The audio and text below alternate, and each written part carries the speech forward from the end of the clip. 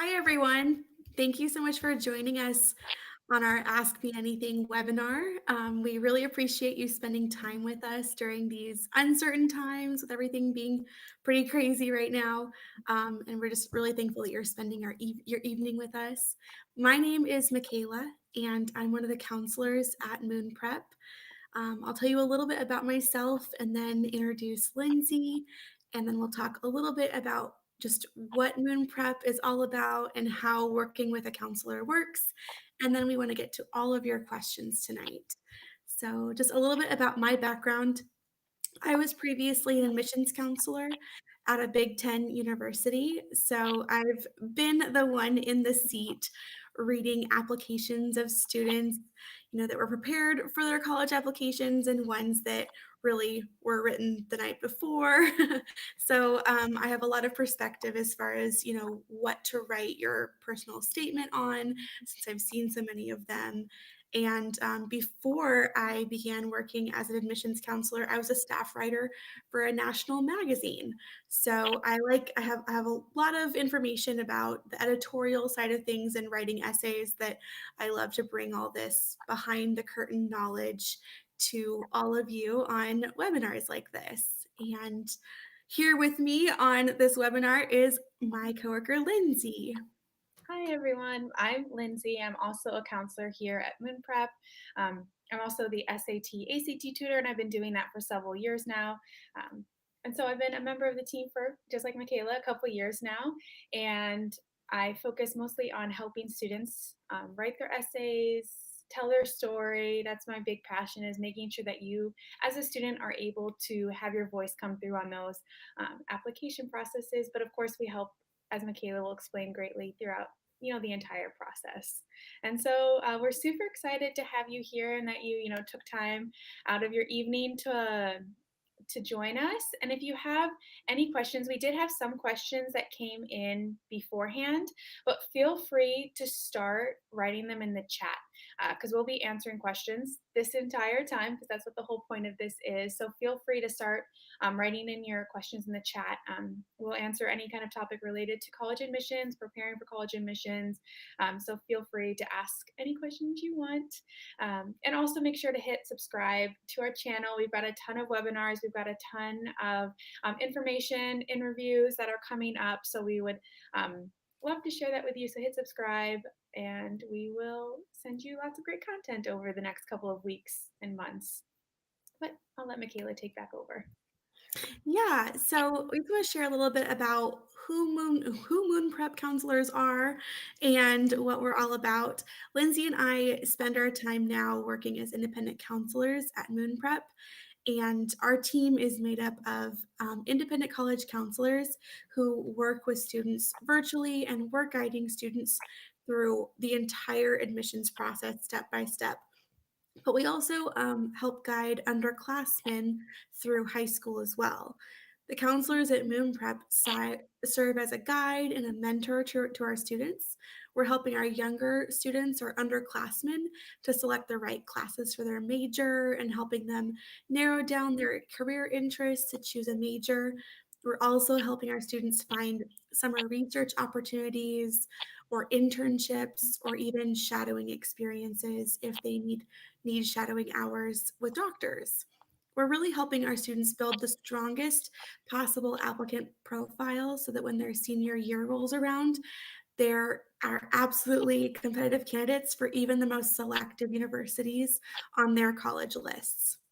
And then, of course, with our rising seniors or current seniors right now, we're helping guide them through their applications, their college applications. So nothing is missed, even small questions about family backgrounds and things like that. Everything means so much in those college applications. So we just make sure that nothing is missed. And then we're also helping brainstorm perfect college essays, both the personal statement as well as all those supplemental essays that are required.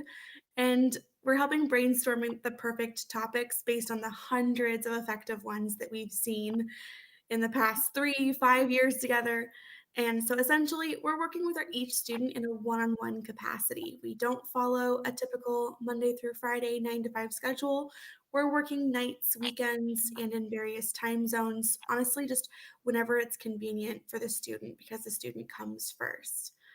Our goal is really to fill the gap that may arise from a busy high school counselor who might not have time to help with every single one of these smaller items for every student on their list, because most high school counselors have hundreds of students to work with.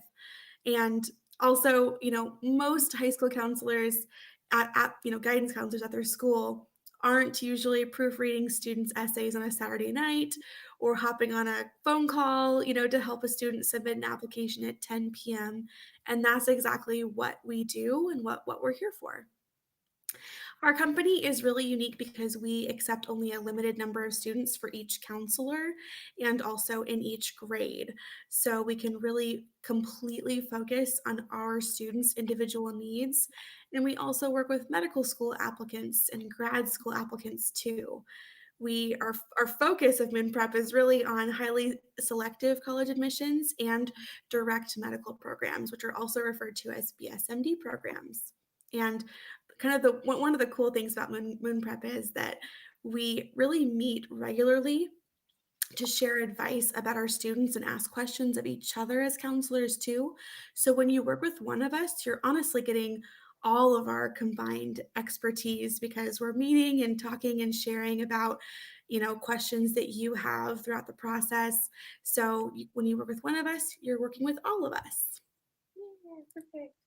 And if you are interested in working with one of us, we are offering a special for you guys tonight as our webinar attendees. Um, and so I'll explain a little bit. Make sure to send in some questions because, of course, this is really an interactive session. We do have some questions that were sent in beforehand, but make sure to start sending in your questions in the chat and we'll definitely get to them. But first, let me explain this application review package. So it's just $4.99, and you are getting a really great deal because it's perfect for students who have, are ready to submit maybe on that November 15th, December 1st deadline. You want a final review of your personal statement and maybe the supplemental essays of, your top choice. So if you're applying early decision to a school or early action to a school, or even, regular decision to a school come January, we can help you put the finishing touches on your application. So you send us your personal statement that you've already completed. We'll give you super detailed information on it, feedback on it, and we'll make sure that we are, giving you really great ideas of how to strengthen it, what works and what doesn't work throughout it, making sure your voice shines through. And we'll also do the same thing for the supplemental essays of one college of your choice. So if you really have your eyes on maybe like a really competitive school, essays do matter a lot, especially in the era of test optional, whenever there's just one less thing for schools to look at. So having a great essay to complement your great grades is going to be really beneficial to you. So we're going to do 2 rounds of edits, making sure it's polished, beautiful, and ready to go for your application deadline. And then we'll have one Zoom call reviewing your entire application. So if you pick the Common App, we're going to go through, everything that you've put in there. If it's the activities, the COVID-19 essay, the, the questionnaires in each in the school of your choice. So we're really going to spend more than an hour with you on the phone, making sure that everything is ready to go. You feel confident and ready to hit send. And so if you want to take advantage, I'll be sending everyone a recording of this email or the webinar after the fact. So if you're interested, just feel free to reply to that and we'll get you started with a MoonPrep counselor right away to make sure that you hit your deadline. So that's one offer for you guys, and we'll review this again at the end. But until then, let's get started with some questions because we did have a few that got sent in. I just checked my email and I saw we had a couple more come in as well. So we're going to get to all of those. And if you have any more questions, feel free to hit them in the chat. But our first question's a really good one. So this one's, how many schools should I apply to? And this is something that it feels like every single webinar we get this question just because it's a really popular one. It's a question that a lot of students wonder about because how many schools is too many? How many schools is not enough? And so for that, we do recommend that you start categorizing your college list. And no matter what year you are, you start thinking about um, how many schools you might want to attend to, what type of schools you want to attend to, because your college list is going to look very different from your peers, even if you have really similar interests and backgrounds, because you are going to be really unique. So starting kind of the junior year, even if you're a senior, this college list will be evolving. So the next thing to kind of think about is take your GPA and start looking and categorizing schools based on safety, matches, and reaches. Because kind of breaking down your college list into this aspect will really help you understand how many schools you should be applying to. So I'll explain a little bit about what a safety match and reach is. A safety is a school that has requirements, below what you're offering. So if you have a GPA higher than the average student, if your SAT score is higher than what the average student is, and their acceptance rate is, 45, 50% or above, we definitely want an attractive, kind of an easy acceptance rate. Um, a match school is somewhere that has requirements equal to what you're offering, so your GPA is within that range.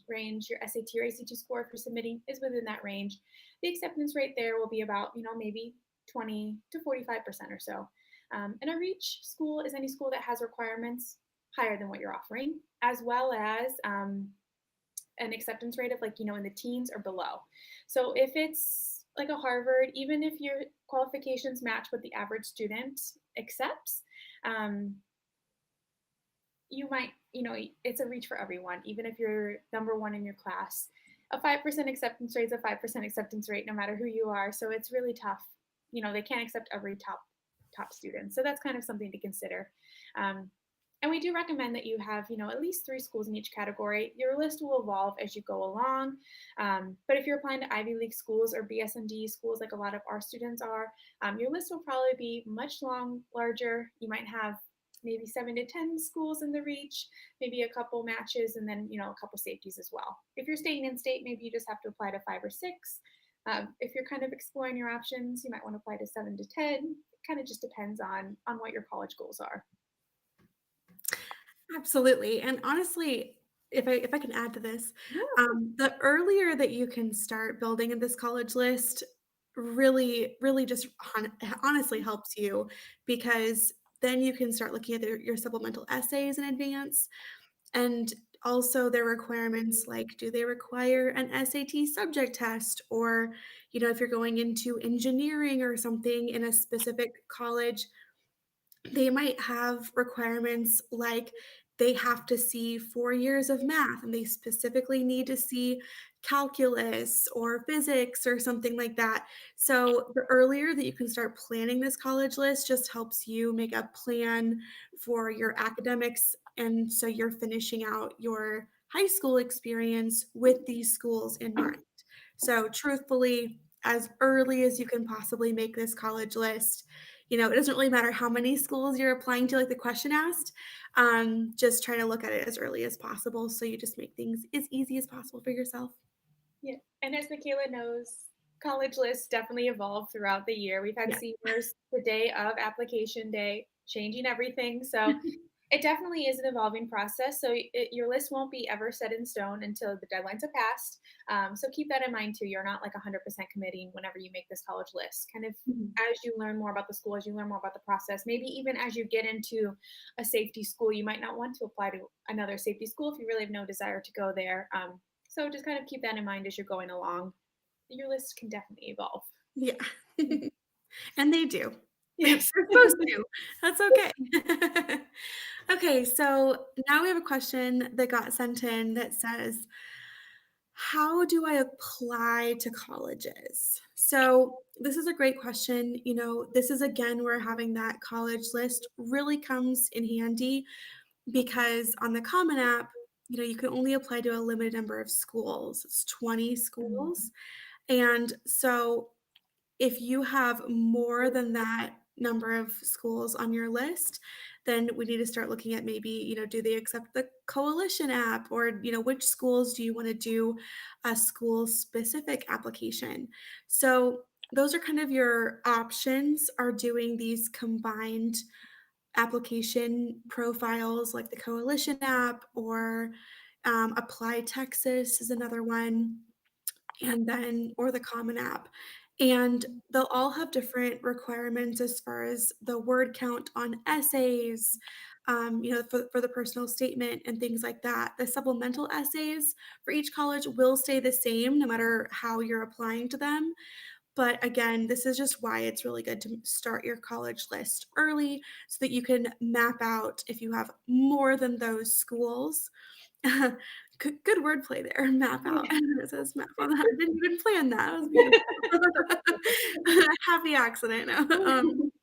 So really just like kind of map out exactly how you want to apply and like which application type you want to apply to. So just for example, I'm working with a student this year who is applying to like 5 in-state schools because he's a really good chance at getting some good scholarships, but then he also wants to apply, for some BSMD, direct medical programs. So what he's doing is his in-state schools, since, he plays football, he has a chance for at more of a football scholarship with his in-state schools. He's using a school-specific application on all 5 of his in-state schools so he can use a different version of his personal statement. And then he has more of a medical-based personal statement that he's gonna be applying to his 10 BSMD schools on the Common App. So he's just being strategic, and that's because we looked at his college list way in advance. So before you kind of start, filling out the Common App, you should really have a professional resume written out so that when you get to the activities section, it's going to have 150 characters for you to explain your involvement. And if you already have a professional resume that lists out everything you did and the different clubs and volunteer hours that you've done, it just makes making that shortened version so much easier. And then, of course, I know on the screen you'll see the list of supplemental essays.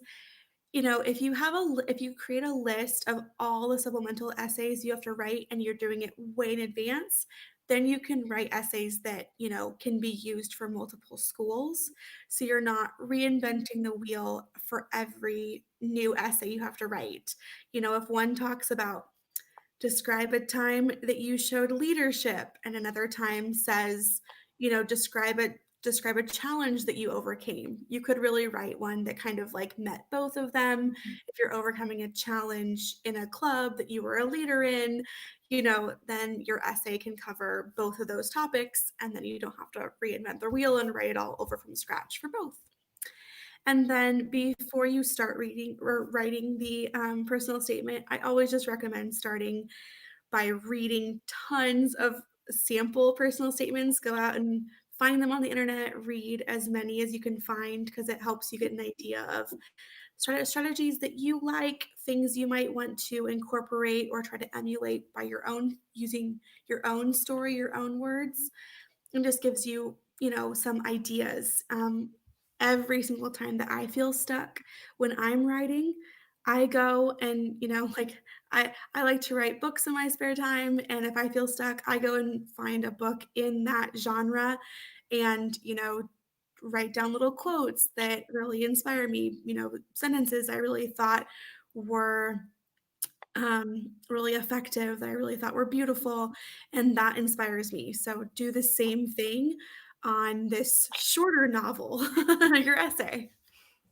Perfect. That's a great answer. A long one, but Yeah, you could have answered it great. All right, let's look at this one because what is the timeline for applying to colleges? So we do get this question a lot every time too, and for our younger students, kind of trying to understand the process, even for our seniors, going through this, it can be really intimidating knowing what's the timeline for applying to colleges. Um, and so we are definitely in the midst of it. So Sunday was November 1st, which was kind of the big first early decision deadline. Or sorry, early decision, early action, kind of the two. Um, we started even in October, mid October, we saw kind of the first deadlines. Now we're working our way through it. The next ones will be November 15th, some are a little bit later on the 16th, but then December 1, and so on. We're going to work our way through in December and January. So if you applied early decision to a school or you have your eye on an early decision school, um, most of those deadlines will be happening right now. So if you are planning on taking advantage of that type of application, um, you might want to start working on your supplemental essays right now if you already haven't. The good news about applying early decision is that most of those decisions are released in December. So you'll go into the new year already knowing, where you are going to go to college. Because remember, early decision, you're technically obligated to attend if you get in. Now, January is when the regular decision deadlines end up being. And so this is kind of your last chance to kind of get in all your applications, make sure that everything is ready and set to go. So working hard over winter break is really going to be key, and really make yourself life a little bit easier by start working on all those supplementals now, because you don't want to be cramming these. You want to give time for your essays to evolve as the season goes on. Um, so come March and April, that's when those decisions for the early action, which we saw in November, um, and the regular decision, which deadlines are in January, they'll be March, April. For early action, sometimes they're a little bit earlier, just depends on the school. They might be as early as January, they might be February, kind of each school follows their own little deadline schedule. But then you have to decide come May 1st where you're going to go to school. So that's when you mail in your deposit if you didn't already, commit to it by early decision, and you're going to go from there. So that's why we really do stress to our students, if you're a younger one especially, to really take advantage of those early action deadlines, because you do tend to find out a little bit sooner. It gives you a little bit more time to think over your decision, decide which school might be the best one, because this is a huge, decision. It's where you're going to be spending the next 4 years of your life. So giving yourself a little bit of extra time, because you don't want to have to be deciding in April where you're going to go to school, because you're dealing with finals and AP tests and everything else that's going on with your extracurriculars. Putting the added stress of deciding where you're going to spend the next 4 years, and really your path in life can be a lot. So we stress to our students starting early is really key. So for Moon Prep students, we start writing the essays, as Michaela said earlier, we start writing them in the summer so that we have time to kind of go through that evolution of the writing, go through a lot of different drafts, help it grow. There's a huge difference in the students who started in June versus the students who started in October for that November 1 deadline. So do yourself a favor, especially those younger students, and start early. For our seniors, it's a little bit too late for you, but that's okay. So I'm going to jump in here and answer some questions that got sent in. So I see two questions that got sent in, and I would love a little bit more information so I don't answer this, like start answering this so it's not relevant to your question. So if you don't mind sending in some clarifications here, it says if we didn't give any language tests due to some certain circumstances, will it hamper our application or is it hard to get into Ivy League colleges? So I guess my question is are you talking about like an SAT language test, or is this talking about like the IELTS, um, like an actual like or like the TOEFL, like an English language test? So are we talking about an international student that is applying, or is the language test, is that meaning more of like an AP exam or an SAT, you know, language test in Spanish? Yeah. So that is my question for that one. And then your next question said if we haven't done any big extracurricular activities like volunteering or leadership work during our high school due to lack of opportunities in our city where I lived, what are my chances of getting in? And I'm guessing we're talking about the same like Ivy League colleges. So I guess I'd love to know what grade you're in, because that'll help me kind of shape my answer here as far as okay. Didn't give SAT yet. Okay. So for the again, just for the language test, are you talking about Like, the SAT language test, I'm guessing? I would think so. That was Okay. kind of my guess. Okay. So, Yeah.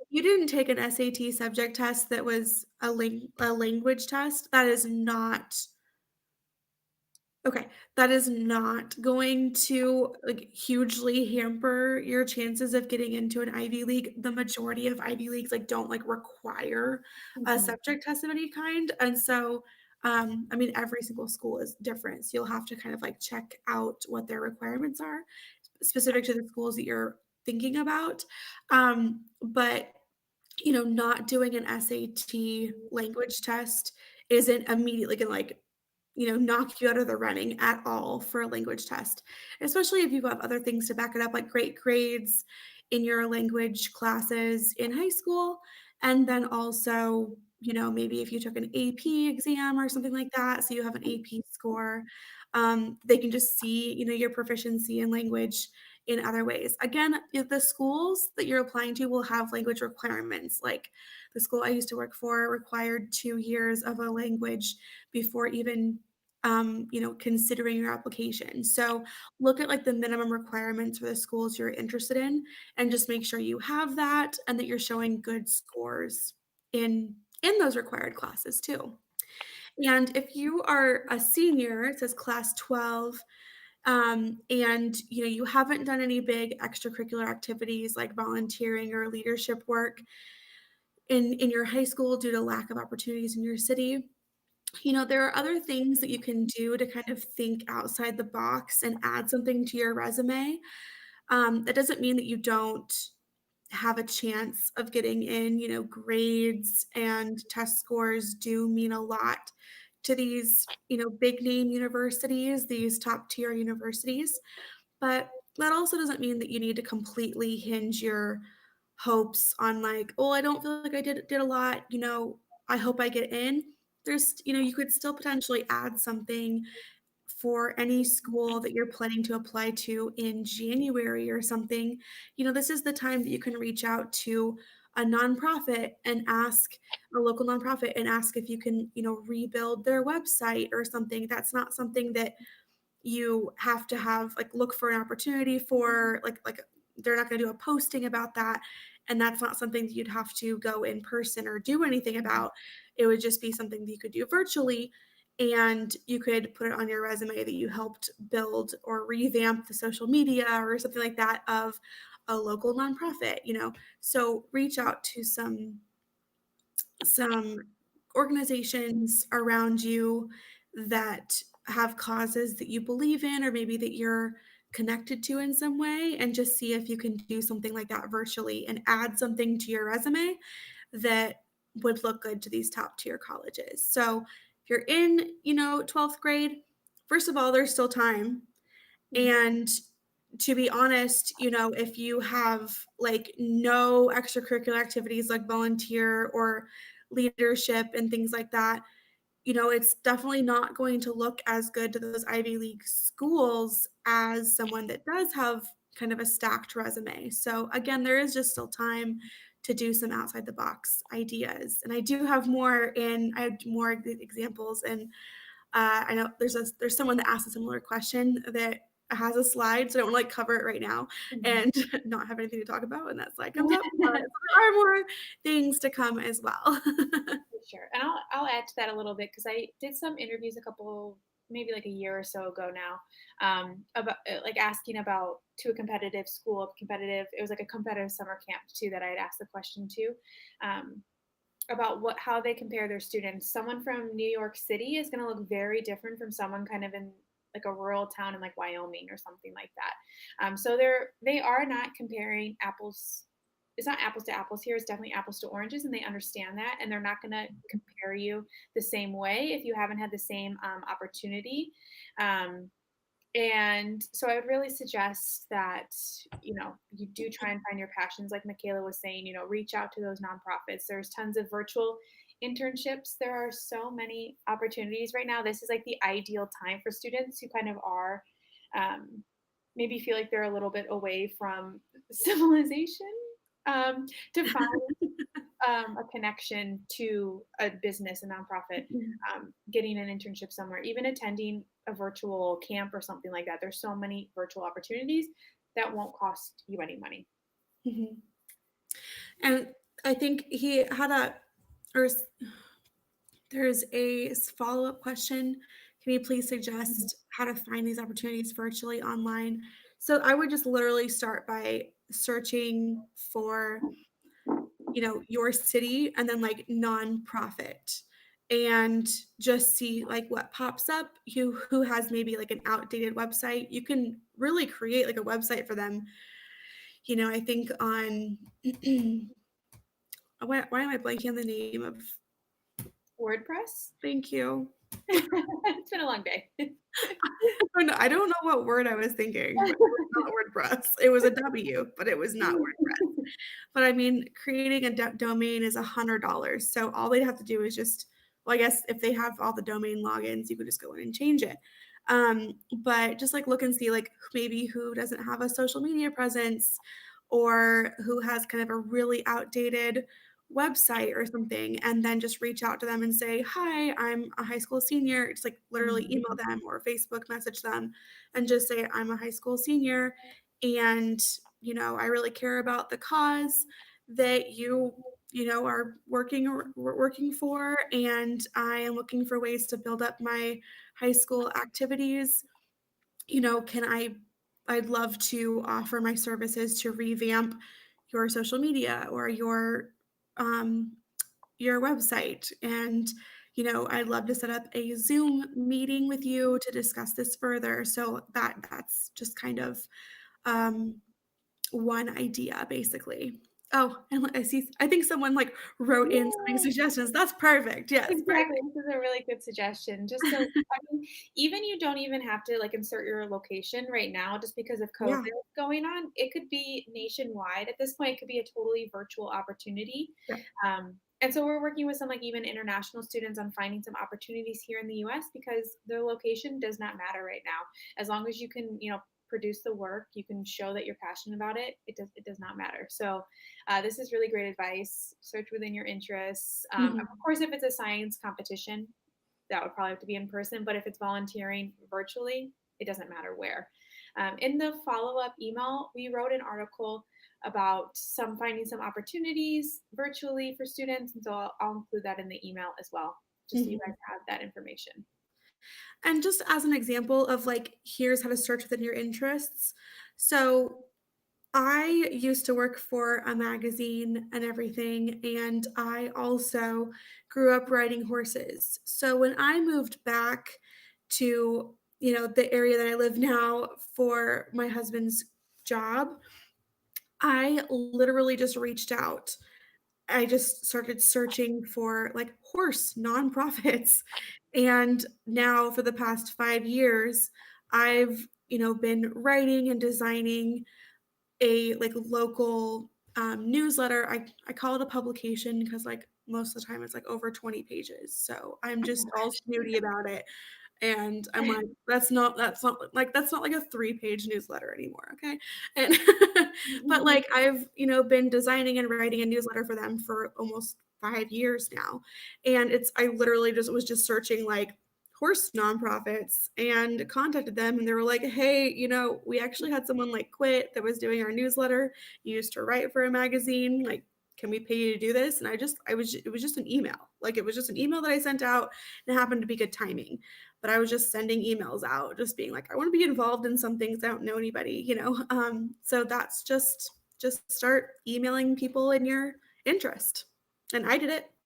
Yeah, good advice. All right, let's answer another question, and this is a really good one. So, what can we try? I guess how can we try to think about when writing our essays, like the main common app essay, especially when we do not have very unique experiences or large obstacles to write about? So, in August, Michaela and I did dare I say, a great webinar on this topic It was exactly. wonderful. And so putting links for some reason in the chat never works for me. So if you go to the webinar or go back to our main page on our YouTube page, go to our webinars in August, I think it's like August 24th, we had a webinar. It was called like writing the personal statement, a whole thing on this topic. Um, but whenever you're thinking about writing the personal statement, I would definitely, it doesn't have to be some huge monumental thing. Like, of course, if you're like trying to compare your experiences to some other students, you might feel like you haven't had that interesting of a life or that big of a unique struggle or opportunities or anything like that. But I guarantee there is something about you that's unique. Um, and it's like good to know about the qualities that you're showing the schools too. So it can be some tiny moment that shows your qualities. Actually, I was reading this article today about like a 4.0 student who was like number three in her class out of like 1,000 students in her grade, and she was applying to Emory, and the admissions officers were, putting their students in the pile. They have 7 minutes to look at your application, just 7 minutes, and so they're kind of zooming through things and then deciding yes or no. So on paper, she would be great. Her SAT was a 1570. Her GPA was a 4.0 or nearabouts, ranked third in her class out of 1,000. So you'd be like, wow, she looks really good. But the problem was with like her extracurriculars, it was kind of just basic things, National Honor Society, maybe like DECA, HOSA, those kind of things. Nothing really showing the passion. And then her essay was about conquering the slide when she was a little girl. And so they're like, that really told us nothing about you because it was a story from when you were, you know, 13 years ago, maybe 10 years ago. And so they actually ended up rejecting her, even though on paper she looked like she'd be a really great fit, because she didn't use her essay to her advantage. So even if you are kind of taking a small moment, and even if it is from one many years ago, make sure to connect it to your present and show how you've grown as a human being. Don't spend a lot of time talking about the struggle per se. Kind of talk about the process. Talk about how you've grown as a human being. It should be a lot of impact, a lot of how you've changed. And so some quick tips. I would not really write about a class, about how struggled through a class, because what's your experience going to be like compared to anyone else? I'm blanking on a few other don'ts. I'm sure Michaela. No overcoming an injury. Oh, yes, that's a big one. It's always the same story.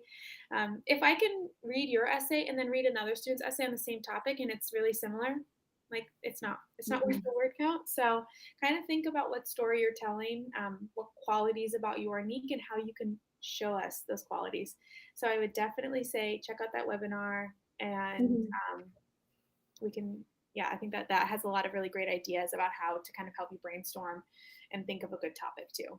We were on fire that night. It was one of our best moments, One of truly. the best, yeah. 3 months ago we peaked, but we're still here giving you guys content. But, and there's so many ways to do that, to show little moments that really show character.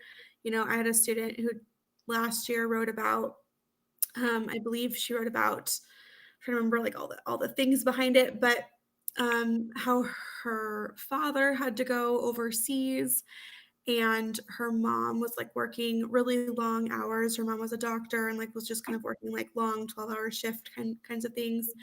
And that she had to really step up around the house. She was like a quiet, like nice, sweet, girl and had just never really had to take on much. And then like suddenly, she's kind of in this household manager role where she's directing painters because her mom forgot to like, you know, uh finalize the paint for their house, and so she had to like make a snap decision. She was like directing plumbers when a pipe burst in their house and there's no one else to handle it, so she has had to like step up around the house. But like her essay describing these are showing her character, and she's showing like bits of humor throughout too, and so just really showed her personality. And she is in her first choice school right now and loving life. So it clearly works. Taking this advice clearly works because she's in a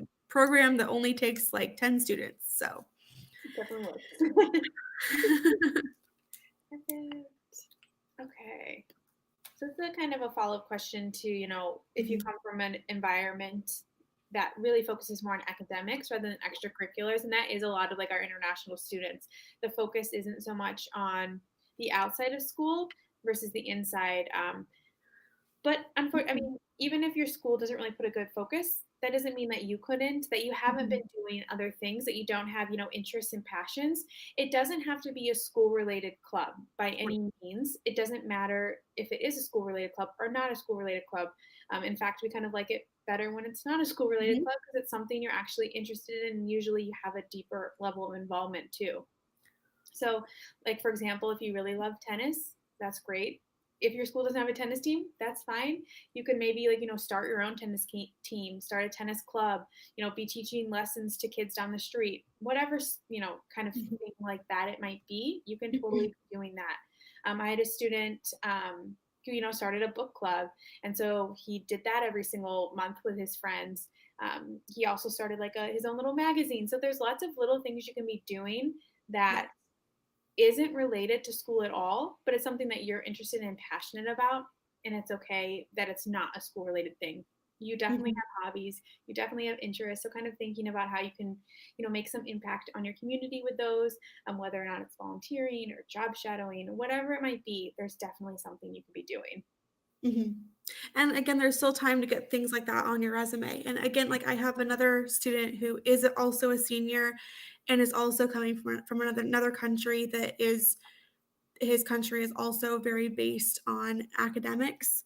And so he started a club with his friends, with his like, kind of science buddies, and they started building virtual escape rooms. Oh, cool. And so there's like 4 of them that do virtual escape rooms, and then they sell, like, tickets, to people for people to join, and then they use any fund, raising for the tickets they sell, and they donate it to, just different local causes and things like that. So, I mean, like, just doing something like that, anything you can do, it's virtual, like, there's no risk, there's no anything, so just different things like that. It doesn't have to be you just think outside the box on when we're talking about extracurriculars and things like that. But if you are coming from another country where there's less opportunities and things, colleges will be taking that into consideration Mhm. too. So it's not like they need to see, 50 things, but it might be nice for them to see one thing. And there is still time for you to add things like that.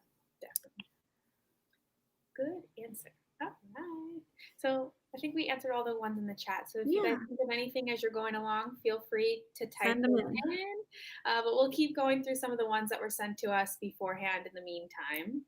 So this one is, what does test optional mean? And this kind of goes along with what Michaela was talking about before with those SAT subject tests, and about how a lot of universities, even the top universities, aren't requiring the SAT subject test. Same thing is true for SAT and ACT Mhm. tutoring as well, or SAT and ACT test taking as well. So the important thing to remember though is test optional does not mean test blind. There are some universities that are test blind, like the UCs, for example. That entire system, they are not allowed to take into consideration the test at all.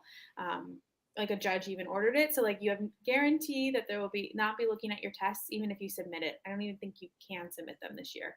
And so for that, everyone's kind of on an even playing field. If they'll be judging you holistically on your GPA, on your extracurriculars, on your letters of rec.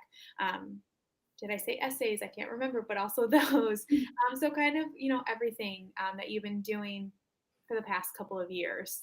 If it's test optional and you do submit, that's great. They'll kind of incorporate that into their decision on you. So if you have a really great test score, you might want to send it in because it does reflect well on you and your profile.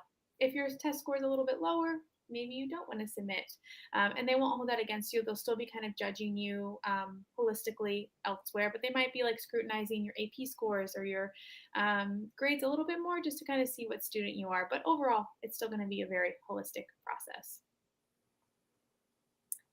Do you want to add anything? Are you good? No, that I perfect. Everything you did, perfect. So beautiful. So here's a question that we get sent in quite often, and also before this one. How can one start preparing for their college application when they have about 2 or more years to finish high school? So these are those students that are really planning ahead for their senior year and their college applications. And the biggest thing I would tell students is something that I kind of coined a while ago. um, so when you are creating an application, every single part of it, and you're building towards it, you are creating a product that colleges are going to buy by accepting you. So your goal with your resume, and your essays and everything is to create a representation of yourself that makes colleges, kind of makes you irresistible to colleges. So you have to kind of like it's like building a robot. You have to have all the working parts, they have to all work together and work smoothly, and then you can move forward. Then the robot will move. I don't know. You'll win the robot competition. I don't know. But so beyond, popular extracurriculars like FBLA and, National Honor Society or soccer and band, I really challenge you to like think outside the box when you're adding activities to your resume. If since, this student in particular has 2 years to think about it, really think outside the box. Again, like Lindsay said, like don't just stick to your school opportunities, but maybe think about starting a club at your school or doing things outside of school altogether to show that, again, that you're a creative, free thinking individual that has, kind of self motivation to go out there and do something.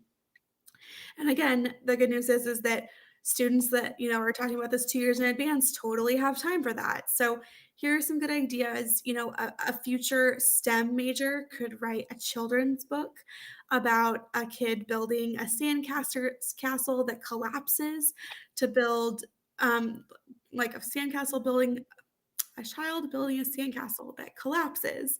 And then that would be teaching, young readers about engineering, and that would be maybe something for a future STEM major.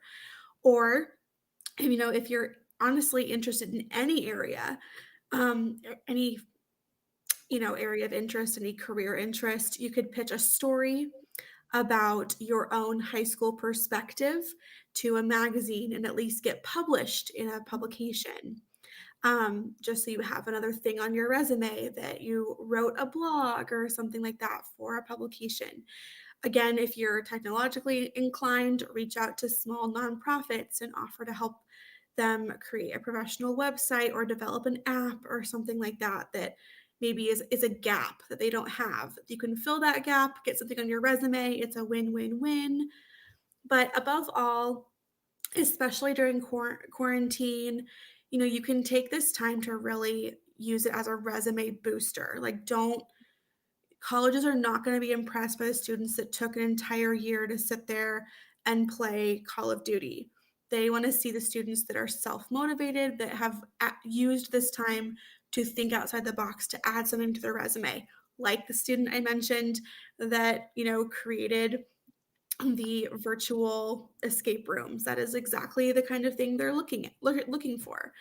So again, just like think of your activities as creating a roadmap to your future major and your future career. Do they tie in together?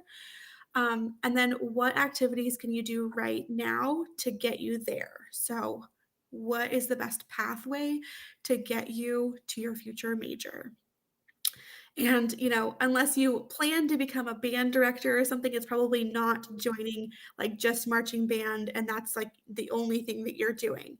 But it definitely could be demonstrating your dedication to the field of medicine by organizing a fundraiser to raise funds for advancing, the quality of medical supplies in a struggling orphanage overseas. That same person who's interested in band could put together like live band performances, go to like nursing homes and things like that and get donations and, actually use them for something good and then tie it in on their resume. So just, use this time to do something worthwhile, Mhm. and it'll just, also impress colleges, adds things to your resume for college, but it also, just makes your time spent at home during quarantine and things like that, just more engaging and more worthwhile. I'm gonna hijack your question a little bit Yeah, and add go something for that it. was emailed into us. So I don't have it written on our slideshow because it was emailed right at 7:05 actually after we'd started. But this one is they want to know any tips for a high school student how to like choose a specific major to study. So it kind of goes along with what Michaela was saying here because a lot of these things she's talking about are just like building or reaffirming your desire to study whatever it might be. Um, And so, in order to like, kind of help you decide which career path would be right for you, we definitely encourage, especially our younger students, or really whatever age they are, to do some exploration, try out some different things, because you're really not going to know until you do try.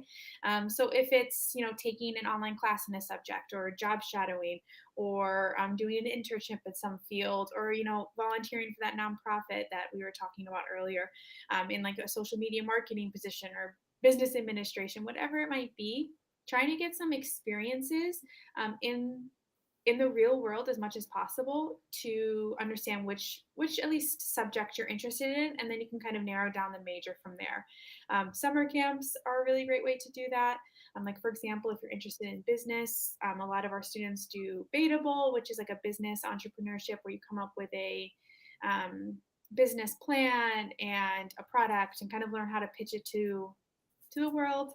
If you're interested in like medicine, there's a lot of like mini med programs throughout Mhm. the country. If you're interested in research, there's a lot of science programs like the RSI program at MIT, or the what's it called, the Clark Scholars at Texas Tech. So there's a lot of different like research programs you can be getting involved in. Um, and just trying to get as much experience. So we're working with a lot of our younger students, especially this year, about finding some virtual internships, or at least speaking with someone in different career paths, just so that they can kind of get a better understanding of what a job actually entails, so they can decide, is it right for them or not. And so those kind of hands-on experiences are going to be like kind of instrumental to helping you choose Mhm. a major later down the road. And remember, just because you apply to a school with a major does not mean you are set in stone for that major forever.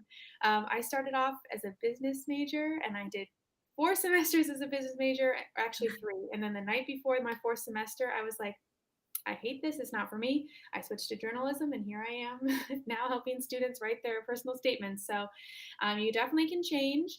You're not set in stone by any means. So, helping and encouraging students to get those experiences later on will be really important as you pick your major. I switched my major too. I was pre-vet, if you can Oh, wow. imagine that. That's that's like more than a 180. Well, I originally started off as wanting to be a chiropractor, and then I realized that that wasn't right for me because it required a lot of science. So, thinking about what your strengths are is going to be really important, because my strengths were not science. So, Not mine either. thinking about these things when you're a freshman, or sorry, in high school, is important. So, Mhm. that's why trying out different things is going to be really helpful to you as you go along. But, yeah, I think we can go to the next question then. And this one Perfect. I This think will really kinda important. well, Go ahead. yeah, this one's really important. And this will kind of wrap things up, so if any last questions, send them in now. Mhm. So this is what should I write, the optional COVID-19 essay about? And here's my advice. So if the challenges that you faced during COVID can match the other students in your class. Like if you had difficulty submitting assignments online, or you were frustrated about, you know, your canceled SATs, I do recommend like skipping this essay if it's very similar to like what everybody else in your class would write about. I recommend skipping it because it might come across as just kind of like whining about the same things that they're going to be reading from every other student. And just by not doing that, you will stand out. Um, but this essay is really there for if the pandemic altered your life in a major way. Like, did the quarantine affect your parents' employment? Did one of your family members contract the disease? Did you have a family member who worked in healthcare that had to be quarantined away from you, or maybe in the basement of your house and you had to live away from them? Mhm. Um, do you have a learning disability that, kind of impaired your ability to adjust to the new online learning style? Or were you suddenly like tutoring your younger siblings because your parents also were working from home and they couldn't help them navigate Zoom classes and things like that? Did you step into like a leadership role like that? Or, did you struggle because of limited internet access or access to computers and things like that? So these are the things admissions counselors want to know because they want to evaluate your application with all the facts. They want to know, okay, if their grades kind of dipped, maybe it was because of this learning disability or things like that. Maybe there was a huge negative, mental toll because of being separated from family. But they also want to see, how you reacted to these challenges and how you persevered. So they want to see some positives too, not just an onslaught of negativity.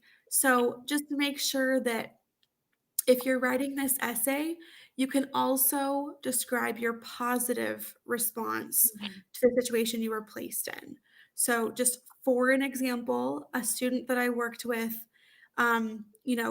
she included a leadership project on her Common App activities called the Quilts of Valor. She had hosted workshops teaching younger students how to sew quilts of valor to honor veterans, which are gifts from civilians. And then, so she mentions this briefly in her main personal statement as one of the reasons she was drawn to education as a major. So in her COVID-19 essay, she talked about how, she had a healthcare person in her family, they were separated and things like that. But then she kind of flipped it and also went positive with it. She described how her experience with sewing quilts and everything allowed her to recognize a need for masks, and her past leadership organizing workshops to teach younger students how to do this helped her organize. She swiftly organized past students of hers to start producing masks in need. And so then she started donating masks that this team of students underneath her were creating masks. So she basically uses her 250 optional word count to support items that were already in her resume, and also is demonstrating her depth of character by using every tool at her disposal for the benefit of others. So in her case, you writing this essay was a huge benefit. She's not like just saying, "Oh, I was planning on having 7 chances at the SAT and I only got 3." She's not complaining. She's saying like, "All right, this is what happened to me and here's what I did about it." Mhm. And it was a positive. It's an actual enhancement to her entire application. Yeah, I think that's really key too, is how she pivoted, how she was adaptable, because that's exactly what colleges want to see. So tone is extremely important in this realm, just because you don't want to come off as whiny. A lot of people have had really, life changing in a Mhm. negative way experience. So, if you weren't able to go to the beach, of course that was sad, but context and comparing a little bit, is important. So remember what my example from earlier about the Emory admissions officer, 7 minutes to go through your entire application. If you're putting forth 250 words of stuff that's really not adding anything to your application, you are literally taking away some time that's spent that could be Yeah. reviewing something else. So think about that. They have very limited time to go through everything. So don't waste that time, essentially. That was so well said. I'm gonna steal that. Thank you, thank you. Well, I know we have 3 more questions here and Mhm. some words of affirmation for some people who are a little bit nervous, but I just wanna remind everyone about our application review package. $4.99, you get 2 detailed reviews of your personal statement and the supplemental essays from one school of your choice, and a Zoom call with a college counselor reviewing your entire application. You can ask questions about, your application, about some advice on which school might be best. We can definitely really go in depth in this call with you, answering a lot of your personalized questions. So if you want to take advantage, once again, I'll be sending out that email after this call with the webinar, with the recording, as well as some of those other resources like the personal statement webinar, COVID essay writing advice, maybe some other things that I've forgotten about this point, but some other things too. And so definitely respond and we can get you started literally right away. And then I also wanted to at least give you guys some resources as well. We have a ton of free resources on our website. Check out our upcoming webinars. We have some like crash courses coming up too to help you. And moonprep.com/resources, tons of resources, helping you create your college list, brainstorming your personal statement, writing the personal statement we've written, an ebook that you can get for free, interview guides, you name it, we have it. And then I'm just going to leave this up here just so you guys have it. Miss Mm. Michaela's email and our website too, so you can have that. But we'll go through the last couple questions and then we'll leave this up for you guys too. So, a question, my question is related. Suppose I suppose if I'm applying to a major that is very competitive and I haven't done any work related in this field in my schooling. So, in that case, I would express this by talking about like what was a moment that made you interested in this field.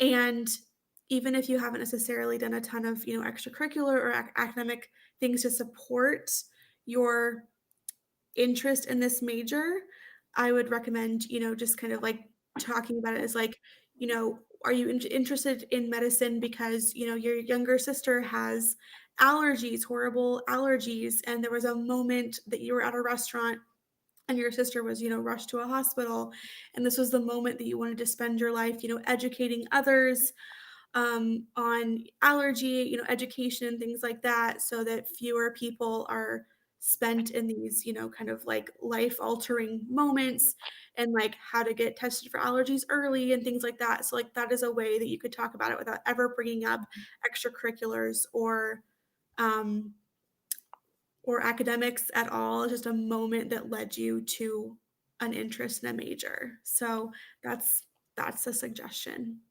Yeah, and I mean, even like for something that's like kind of semi-related, you can definitely talk about it. And if it is a school subject that you've taken, go for it.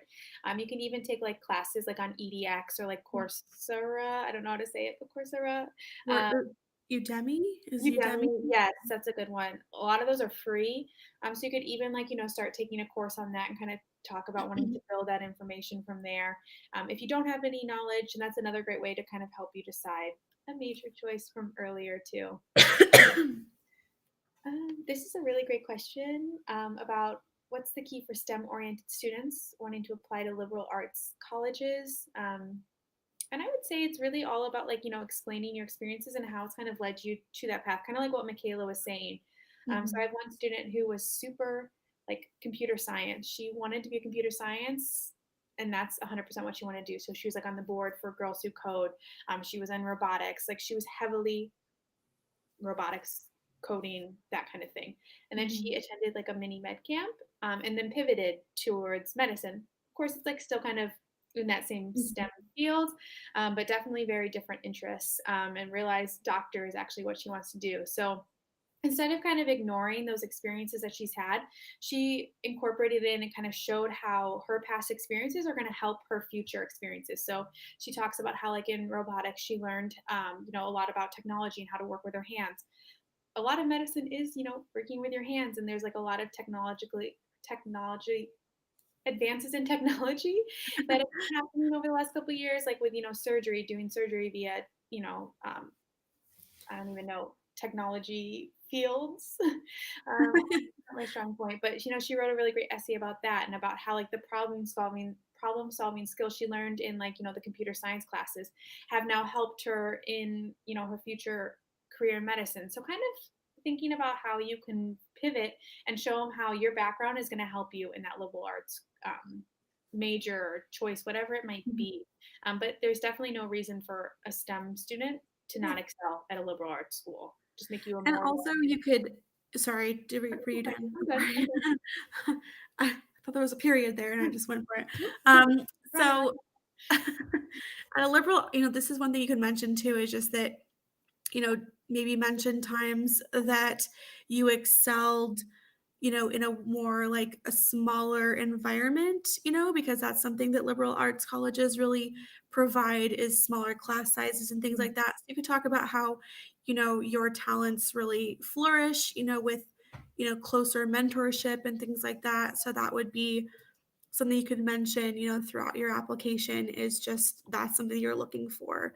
And yeah, I mean, it'll definitely be a perfect fit. Yeah, STEM students do really well at liberal arts colleges. It's totally for sure. fine. And for words of encouragement for those who are anxious getting started in the Common App process, follow our roadmap that we talked about earlier just to make it easier on yourself. Resume first, and then work on the Common App activities section. But I know Lindsay will have more to add to this, but you've got this. Yeah. You just have to get started. And if you feel like you don't got this, then just call us and we will help you got this. Yeah. Exactly. I mean, well said. And I'll add something small. It's more stressful the longer you put it off. Yes. Um, it's like one of those things that it's like, okay, if I just started a week ago, you realize it's not as stressful as it is once you actually get started. And so that's Mhm. really my biggest piece of advice is, if you have applications in January, it seems like it's really far away. But it's not. It'll be here really soon. I was working with a student, we were preparing for those November 1st deadlines, and he was like, it felt like November 1 was like so far away this whole time, and then all of a sudden it's here, and I was like, "That's what I've been trying to tell you this whole time." So, it sneaks up on you, and Mhm. the best way to calm that anxiety is just to start now. Check out our webinar on that personal statements to get you started on that writing process, because the hardest part, I think, too, is coming up with that idea. Mhm. And once you have that idea, it will be so much easier, just to start writing it. And you really do. You have this. Just think about what qualities you want to show, what's unique about you, and it won't be nearly as bad as it seems Mhm. once you get started. So don't put it off anymore, and you definitely do have it. And if not, you have Michaela's email right there. You can shoot her an Mhm. email. Take advantage of that, application review once you have written your personal statement, and we can help you throughout that entire process. But definitely check out all our webinars. We have a ton of advice Yeah. on the entire application process. We typically don't hold anything back. We like to give you all the info, so check them all out. Perfect.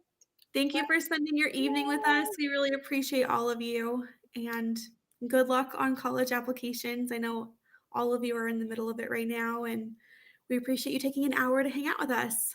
Yeah. We'll see you next time. Bye, everyone.